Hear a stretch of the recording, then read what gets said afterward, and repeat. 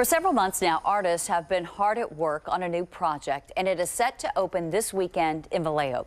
It is a powerful new exhibit that takes on the issue of gun violence by turning weapons into art. And joining me now is the creator of this project, Pati Poblete. Thank you so much for being here. This exhibit, it is called The Art of Peace. And I want you to talk with me because this is really personal for you. Right.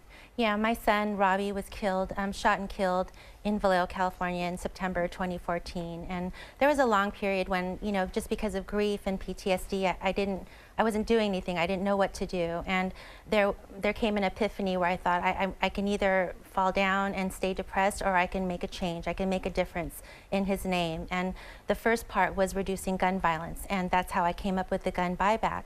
But to me, that was an unfinished story, much like my son's life. And I thought, well, what happens to the metal once the guns are collected? And I found out that they go to a weapons destruction company. And I asked if I could have that metal and redistribute it to artists so that they could create something out of it, something beautiful. So they're taking these weapons, they're taking not only the guns, but the bullets, and they're turning them into these amazing pieces of art. What do you hope to accomplish here, Pati?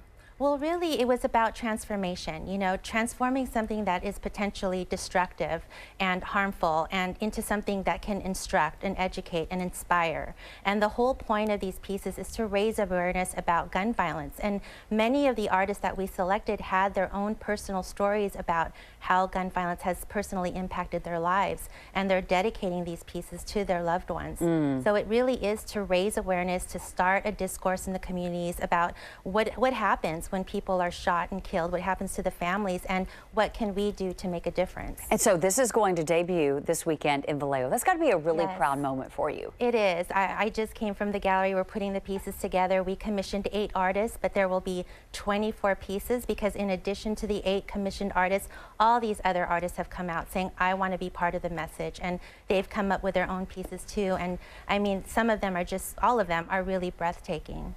The fact, though, that people are going to be able to come in and see this art, this sort of project of yours, but then it doesn't end this weekend. No. Talk with me about what happens after. Sure. So this Friday at 5:30 p.m. is the unveiling ceremony in downtown Vallejo, and then following that, it's going to be at the Temple Art Lofts in Vallejo for 2 months. And every Tuesday and every Thursday, we have a set number of hours for private viewings.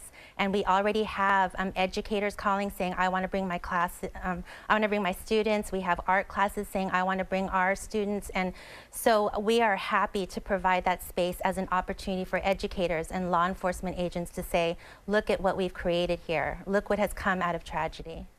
And for you personally, to be able to say, after all of these months, after kind of coming up with this idea, I'm going to see it, unfold. People come in and take a look at it. And when you think about your son, take me to how you're feeling right now. Well, it's bittersweet. It's something to celebrate that we've created something, we've transformed something, but it's also a reminder that we're here because he's not. And that's the case for many of the artists too. And if it can raise awareness, if it can prevent fewer mothers like me and fewer children like my son, then yeah, it's all worth it. But it's a heavy feeling. There's dark and there's light, and I'm hoping to bring light. All right, Pati, thank you so much for being here again. It opens this weekend, everyone, in Vallejo.